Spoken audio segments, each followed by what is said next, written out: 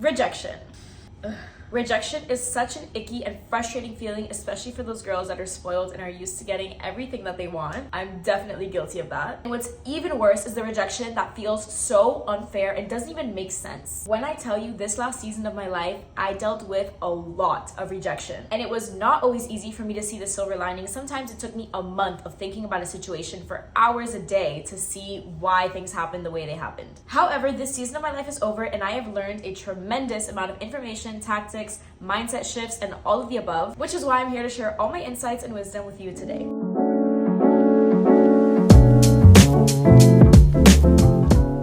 Welcome back to The Creation of Her. I'm your host, Mia, and this podcast is all about curating all the areas of your life to get higher and higher to that dream version of yourself, aka her. Personally, after experiencing rejection in like the most minuscule ways or larger ways in this past season, the biggest thing that I've taken away is to learn how to be happy, in fact, very happy when things don't go your way. And there's certain little mindset shifts and facts that go into this ideology that I'm going to get into. And I'm going to share with you guys a lot of personal examples. This is kind of like half podcast, half story time. When you get rejected, no matter what that may look like to you, you have to know that everything is always working in your favor. And I know it sounds cliche and very simple to say, but when you look at the past things in your life, you can draw a silver lining to everything or a lesson that you learned from every single situation, whether the situation was good or bad. And the truth is that all the yeses and the nos that you've received in your life brought you to exactly where you are today, exactly on your path that you are today. Because no matter what religion you are, I usually speak in terms of God or the universe, but there is something higher that knows and that sees things that we cannot see. So I currently just moved to Boston for 6 weeks because I'm taking a summer course with my friends to like advance my degree. So a group of my friends and I came to Boston. So I decided to get a room in my campus, and I paid for a single premium room because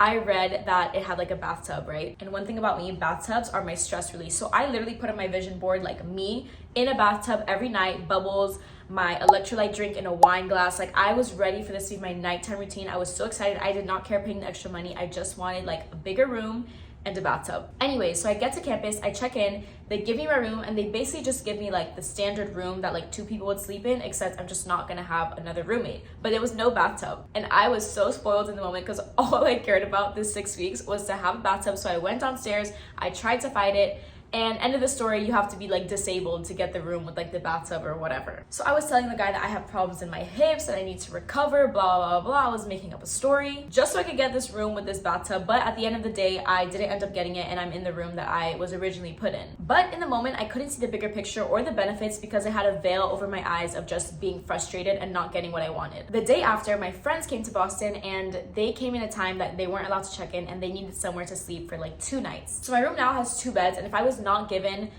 this type of room, then my friends could not have been able to sleep with me those 2 nights, and we wouldn't have had like a fun sleepover for 2 nights, number one. Number two, I was also given 2 closets, and I brought a lot of stuff. So I have 1 closet with all my clothes, and then I have 1 closet which is like an accessories closet. It's super cute. I have like all my jewelry like perfectly laid out, all my sunglasses, all my shoes, my heels. And had I been given the other room, this would not have been the case. And on top of that, the biggest part is that then my friends got put in a room that was 2 doors down from me, which is perfect. But again, if I had gotten the other room, this would not be the case. And this is a really like small, stupid example, but it just goes to show that in that moment that I was so frustrated, I really couldn't see all the benefits that were to come because there was something better for me. And that brings me to my next point of wisdom, which is if you've received a no, it's because you were thinking too low or there's something better that has to come from a different resource. I always like to say this, but our desires are usually just as far as our egos know. So we can't really imagine something that we haven't like seen or heard of in real life or in real time. Now, of course, that statement has limitations and is not 100% accurate, but my point is that sometimes we think of something and we think that that's the best case scenario, but it's because our egos cannot imagine something greater, so therefore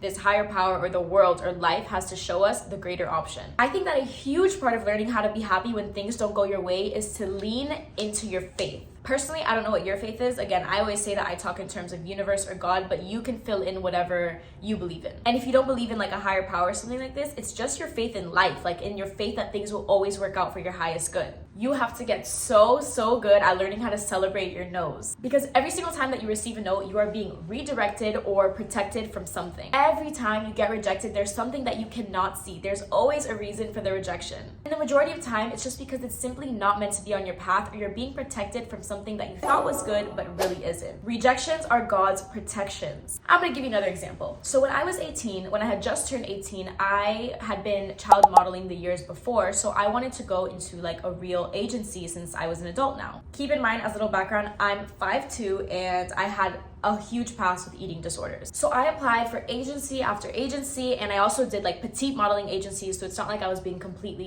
like out of the box, because I applied for a lot of petite modeling things. And I kept getting rejection after rejection after rejection, and I didn't understand why it was so hard, because I was seeing all these other girls who were shorter than me or bigger than me or whatever, and they were getting accepted into all of these agencies. However, not only was I being protected, because I know damn well that if I got accepted into an agency that I would have so much more problems with eating. But doing all this research into modeling led me to discover UGC, which I called at the time at-home modeling, or basically doing like commercials and ads at home. And to do these ads at home, you didn't have to be a certain weight or a certain height, and you can get paid a lot more money for a lot of less time and effort. Well, I don't know about less effort, but definitely less stress in my opinion. And for those of you who don't know, 3 years later now, I have a UGC business, and UGC completely changed my life. And had it not been for all of those modeling rejections and all those effort I was putting and all those research that I was putting into modeling gigs and whatnot, I would not have been redirected into UGC, because rejection is God's redirection. And I am a living testimony that He redirected me in the best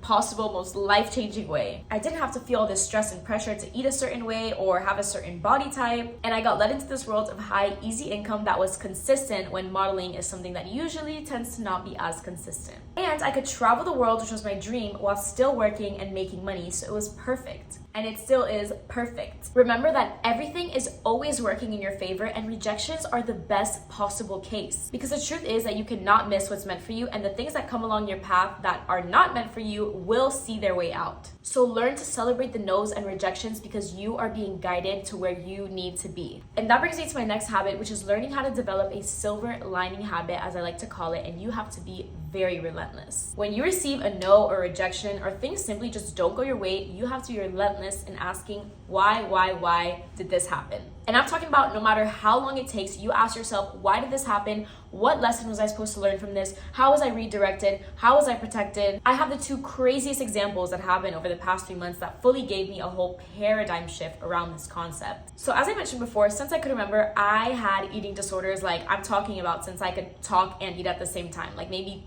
6 years old. So that's over a decade of having a very poor relationship with food, and it's not until now that I see myself maybe like 80% better. But here and there, things still come up, and it gets extremely frustrating. So my mom is a theta healer and a spiritual leader, and she is just amazing with uncovering these kinds of things. And so her and I did a healing session a few weeks ago, and she asked me, what did your eating disorders teach you? Like, what did you have to learn from this journey and this experience? In other words, what did I benefit from having eating disorders? And in my head, I'm like, what did I benefit? Like, eating disorders are horrible. When I think of eating disorders, they bring me back to the darkest time of my life and the constant years of frustration and body dysmorphia and just not being happy with my body or my habits. As someone who loves my life, if there's one thing I hated about my life, it's the fact that I dealt with all of these problems around food. And when she asked me that question, it completely gave me a paradigm shift. And I thought about it for a while, because I couldn't think of one reason as to what my eating disorders gave to me or how I benefited from them. And after thinking and thinking, I thought, had I not had my eating disorders and all these like problems around food and whatnot,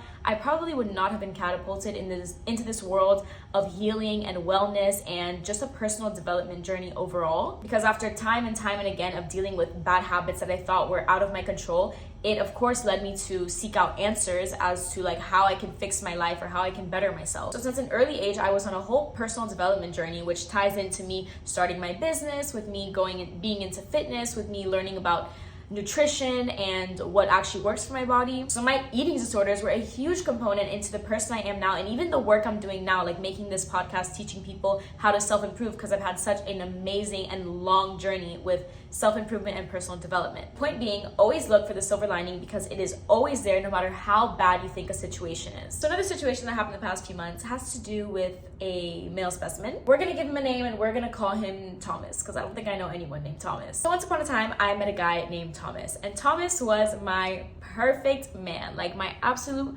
perfect man on paper. I'm talking everything: looks, money, mindset, everything under the sun, like my perfect man, man of God, all of it. And when I met this guy, I was like, oh my gosh, like I just met my husband. That's it, I just met my husband. And the chemistry was amazing. So I kid you not, I was so convinced that this was the guy for me, and him and I were gonna like continue hanging out and start dating. So, you know, we had a good few times together, and I was, you know, excited and just like confident that this was the guy for me. And lo and behold, a typical story, him and I stopped talking for a bit, and I was very confused. And no guys, I was down bad. Like it was actually very bad. Like confused is an understatement. These thoughts were taking over my brain for over a month, I think. And so after a couple or a few weeks, I run into Thomas again after the last time that we had hung out. And after conversing with Thomas and just honestly becoming friends at this point, I came to find out that he was extremely emotionally unavailable. It's not his fault, it's due to a situation that had just happened to him in his life with another girl or whatever. So it was completely understandable. Like if I had gone through what he had gone through, I'd be emotionally unavailable as well. Even though during those weeks of no contact with this guy, and I was super confused, and I was like, why would God put this like perfect guy in front of me if it's not meant to be mine? Or like, I just didn't get it. Like nothing made sense. Or why like I thought our chemistry was great, and then we like stopped talking for a bit. I just did not get anything. But in hindsight, when I look back, I learned so much from that situation. Number one, this guy led me to having literal spiritual warfare in my mind, which I know is a red flag. But in this spiritual warfare, as I like to call it, I learned so much about myself. I learned that I completely had an anxious attachment style. And once I came to terms with that, I did a lot of researching and healing to try and fix that anxious attachment style, and I'm much better these days. Because when I was thinking of this guy and like, let's say the false promises or the picture that he painted for me, I was convinced that if I didn't have that guy, like I'd be nothing. Like my life would be extremely boring without him, or I'd just be missing a huge piece. And that's like with that kind of connection in my life and the whole like lifestyle that he painted the picture of. But what these thoughts and ideas brought to my attention was that I don't feel 100% complete in my own life. Now, mind you, Thomas is actually a good friend of mine now, and we moved on from that, and we ended up like talking all the time as friends, and it's been an amazing connection like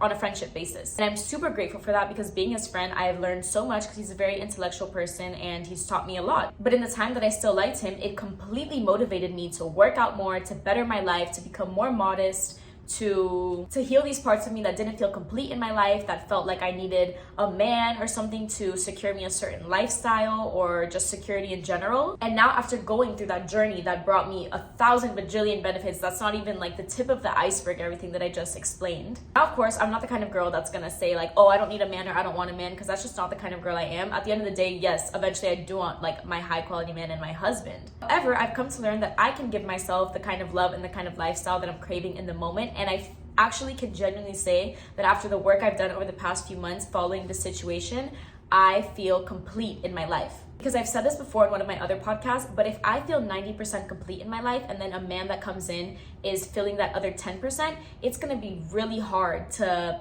take that man out of your life or prune him if he does not meet your standards or does something to disrespect you, etc. Because you're taking away 10% of your fulfillment, and that's a very hard thing to do. But if you feel 100% complete and satisfied in your life and you're filling up your cup, then a man who comes will add 10% to your already 100%, giving you 110%. So if he doesn't meet your standards or disrespects you or whatever, you can easily throw him away so you can make room for the person that's meant for you, because you'll still be 100% at the end of the day. I want to give you a little task to do. If you have a journal or just on your notes app, I want you to journal times that no's you have received have led to redirection or an ultimate blessing. Because our limiting beliefs and our positive beliefs, just our belief systems in general, are kind of built by a brick wall. So let's talk in terms of limiting beliefs. Every time you have a situation that confirms your limiting belief, it's like a brick that's part of the brick wall. So planes are one of the safest forms of transportation, right? But if I'm scared of planes and I go on the news or I search up on Google and I read an article about the most recent plane crash, that's just gonna add a brick to my brick wall of planes are scary and planes are not safe.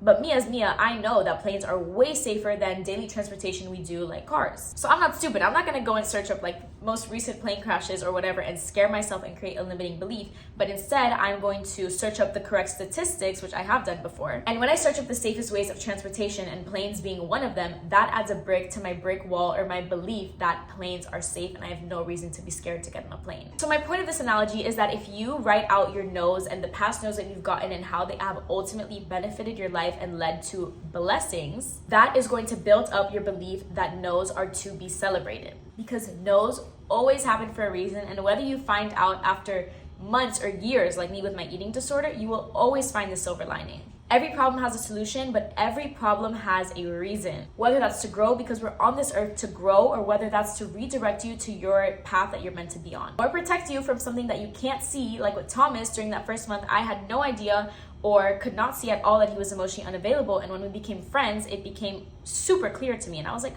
oh, like, I don't want to deal with that. I'm not attracted to that anymore. So I was being protected. And thank God, because had I been put in that situation or that relationship, I would have been extremely hurt, because emotionally unavailable men are not to be played around with. Another mindset shift that I've always had is that when things don't go your way, like for example, like your bus is late or your train is late or whatever, or you forget something at home and you have to go back, it's kind of like a glitch in the matrix, right? It's like a positive glitch that is putting you back on your divine timing. So whenever I like forget something and I have to go back and get it, so that puts me like off of my schedule, I see it as a good thing, because I don't know what could have happened. Maybe in my first like way to work or whatever, something could have happened. Like a creepy guy could have come up to me, or maybe I just dodged a bullet, and I don't know what, like a literal bullet. I know that's a bit extremist, but that's just the way I like to think of it. And honestly, living in the US, like it could be a possibility. But personally, I rarely get mad when something out of my control makes me late to a certain situation or late in life for I don't know what. I'm always convinced that there's something that I cannot see, and God is completely protecting me from something bad to happen and putting me again on the right path and on my perfect divine timing. There are times in the past that I've been late to an appointment for reasons that are beyond my control, but just being in that divine timing and let's say walking to my appointment or whatever, it led me to like bump into somebody and make a friend. Simply because I was meant to be that person, and I'm just meant to live in my divine timing. You simply just have to lean into your faith and be so relentlessly convinced that every single thing is happening completely in your favor. You have to walk with the mindset that God or the universe is always putting you on your path of divine timing. So actually yesterday I had a visa appointment because I need to get a UK visa so I can go to London for a year next year. And so I pulled an all-nighter by accident. It's a long story, and I had my appointment at 8 a.m. So I get ready and I go to this appointment that was like super far, like not even in Boston. It was in a different part of Massachusetts. I paid an expensive Uber to get there, and then I get to the place and they told me that I was in the wrong location because I had searched up the wrong address. And mind you, that visa center looked super dusty. It was like really packed, and it just was not looking like the vibes that I wanted to be in, and did not look like the amount of money that I paid for the appointment. So my appointment was at 8, and there was no way that I could have made it to the other place on time because I was already at this other place at 8, and then whatever. I ended up paying another really expensive Uber to go to the location, which I kid you not was literally like 10 minutes from where I live in Boston. So that made me even more frustrated. Anyways, I get to the appointment. I'm like, hey, I'm late. I even have the wrong papers. Like everything was wrong. And I was an hour late. But I prayed, and by the grace of God, they took me in, and it ended up being way smoother. Like way smoother than the other place I was in. The girl just like took my biometrics, and she even told me that I was gonna get my passport in 15 days, which like the last time I did my visa process, it took forever. So this is just kind of a fun fact. I don't know if this has to do with the theme of like what I'm trying to talk about, but let's say I paid like almost $100 in Ubers, which would like, it's not really about the money or the $100 because it's like I could afford it, you know? It was just the fact that I went to literally outside of the city when the appointment that I was supposed to be at was like 10 minutes from my house, and it's just like paying an expense that was so unnecessary. And also I had not gotten sleep, so I was just frustrated in general. So I literally prayed in the Uber back home, and I was like, you know what? It's fine. I know that I was redirected for my highest good. Maybe like, I don't know, I had to be late for whatever reason.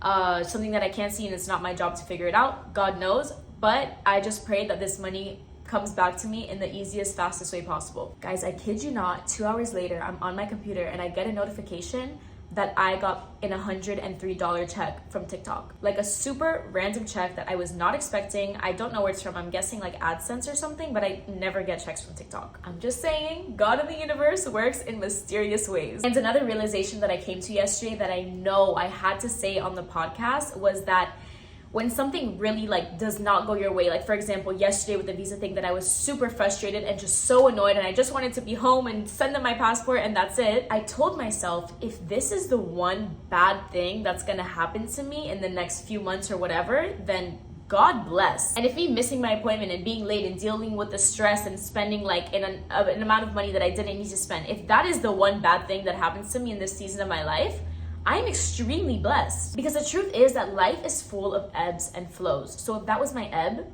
before I get into my flow, then I'm so happy, because I know that there's a lot worse things that happen to me in my life, and I know that there's a lot worse things that could have happened to me. But in hindsight, that situation or a certain rejection or a certain no is so minuscule in comparison to other things that people deal with. And that's not to undermine your feelings. It's just a way that once the situation is over and you've dealt with your feelings, just to feel grateful that if that is the one bad thing that happens to you in this season, then you are an extremely blessed person. And I don't know exactly how the world works, but knowing that there's ebbs and flows of life, if that's like the one frustrating or bad thing that has to happen to me so that I can get into my flow state, I will more than happily take it. Another habit to pick up is that when something doesn't go your way, this is the time to really lean into your intuition and your body. When things are not going your way, this is the time where you need to tune into your body and ask yourself, what feels good for me to do? Like, does this really feel good in my body, this thing that I want? For example, bringing it back to Thomas, I was going through complete spiritual warfare. Like, my mind was racing all day for a month, and it definitely did not feel good in my body. But you know what did feel good in my body was filling up my own cup and realizing that I can be completely content in my own life before I'm ready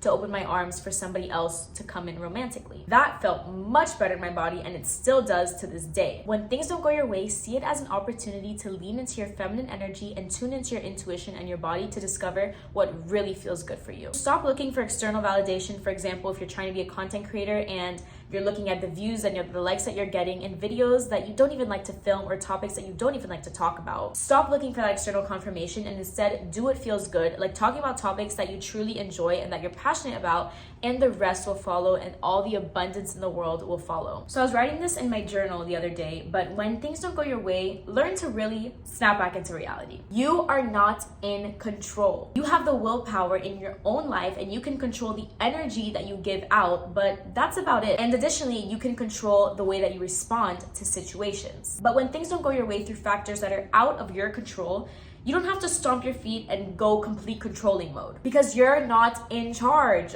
We are living from a first person point of view, which means that we see what's in front of us and we can hear our thoughts. But there is something higher than us that is like the third person narrator in the book. It can also hear the thoughts that that guy you're thinking about is thinking about. It can see the things that he's doing in his life that you're not seeing, or it can see what this client that you want, what they're thinking of, what their plans are. It can see a bad thing that has a potential of happening. It can see a good thing that has a potential of happening. This higher power sees all of the strings and all of the past and all the little interconnections, and it feels the intentions of other people and other things that we cannot feel. When things don't go your way via factors that are out of your control, you are not in charge of that situation and you have to completely surrender it up. Stop throwing away your feminine energy and turning into a controlling person, because there is something up there that sees what we cannot see. They see the bigger picture before we see it, and all we can do is pray and hope that it gets revealed to us at some point or another. And even if it doesn't, we know that we're divinely protected and redirected, even if we don't know exactly why. So when things don't go your way, be grateful and learn to make something beautiful out of it, like a closet for clothes and a closet for accessories, or learning how to fill up your own cup when a situationship or a guy that you like doesn't end up happening.